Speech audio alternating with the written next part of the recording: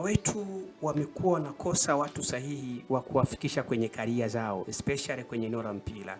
Na bahati mbaya ama bahati nzuri, kwenye taifa hili ambalo tuko nalo ni maeneo mengi sana ambako watu wamekuwa wanakosa watu sahihi wa kuwafanyia mentorship ili waweze kufikia sehemu sahihi wanapokwenda.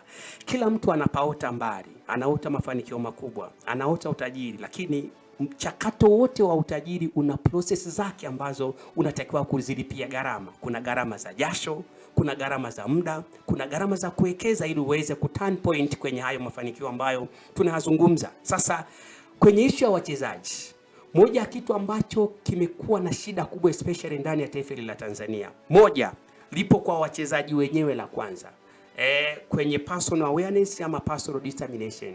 Wachezaji wengi wa ndani ya taifa hili hawako credible, hawaamini wengine na hawawaamini moja kwa moja watu wanaoitwa blockers.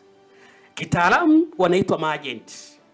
Kwenye madaradi, kwenye economics wanaitwa blockers kwa sababu ni watu wa katikati wanaoweza wakamsimamia mtu anayeleta mazao shambani na mteja, wanaitwa blockers. Sasa wanakuwa waamini kiasi cha kwamba wanapokwenda kufanya negotiation, akiambiwa kwamba agent anatakiwa kusimamie na atakuwa anapata asilimia warau 10, kitaalamu kisheria 10 za kile mnachokifanya atakipata yeye.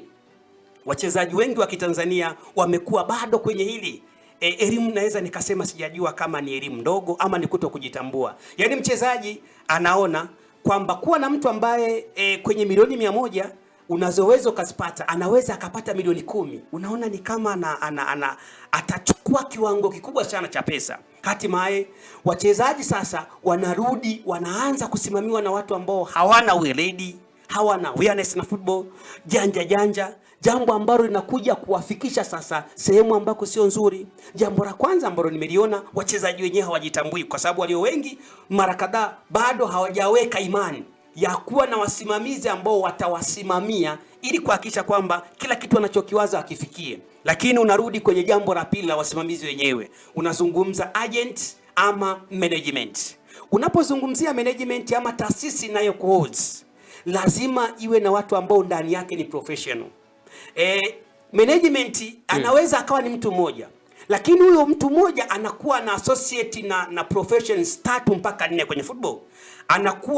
Anaweza akawa ni mtu mmoja, lakini ndani ya yule mtu anahakikisha mnakuwa na mtu wa sheria ndani yake ambaye atahusika vizuri sana kusoma mikataba mnaokwenda kuingia, kuangalia zile terms and agreement, kuangalia allowance, bonus, unaangalia term of contract, mikataba mingine namna ya kuivunja. Kuna mikataba mingine ukishaingia ni ngumu kuivunja, lazima muwe na mwanasheria ndani yake. Lakini ukiacha kuwa mwanasheria, lazima muwe na mtu ambaye atahusika zaidi kutazama afya ya mchezaji. Kwenye management ya mchezaji mnakuwa na timu ya watu 3 mpaka 4. Ile timu ya watu 3 mpaka 4 itahitaji kuwa inapata asilimia 10 ya mapato unayopata mchezaji. Maana yake nini? Tanzania wachezaji wengi sana labda wanasajiliwa milioni 50, milioni 60. Sasa mchezaji anaona milioni 60 nitoe milioni 15 kwa ajili ya kuwapa watu fulani, inakuwa ni ngumu. Lakini kama hao watu wapo na unawakubalia, maana yake wanaweza kukutengenezea mazingira mazuri ya kufanya kila kitu. Lakini sasa tunarudi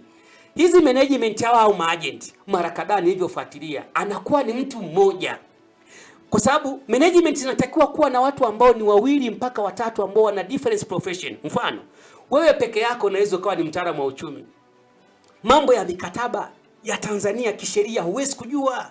Yaani unaweza ukawa ni agent mzuri, una maarifa mazuri sana kwenye business, lakini kwenye issue za mikataba lazima muwe na mwanasheria, lawyer ambaye ataweza kuisoma vizuri ili kuweza ku-upgrade maarifa mlionayo na kuifikisha taasisi pazuri. Bahati mbaya sasa linakuja kutokea kama ambalo lilitokea la Faisal.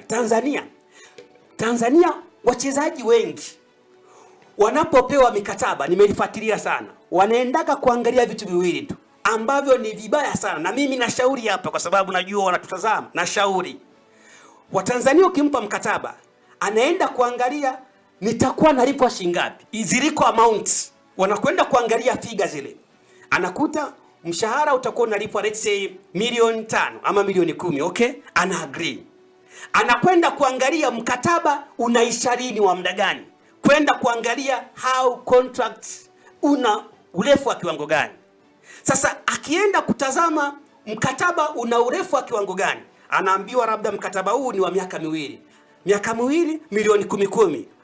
Anatiririka, ana sign. Zile terms zingine zote hawezi kuzifanya. Maana yake management zenyewe sasa zinatakiwa include department, ziweze kujiboresha, ziwe management ambao zina watu wengi ambao wanaweza akawasaidia hawa wachezaji. Wakifanya hivyo, maana yake naamini kabisa ndani ya taifa hili tutapata wachezaji wanaojitambua, na wachezaji kupitia mpira wanakwenda kuwa matajiri. Sasa hivi mtu anayefanya kazi kwenye eneo la mpira, dunia imeshaziweka hela kanda, ziko nje. Bwana, sawa, tukielekea pale mkoani Singida, Singida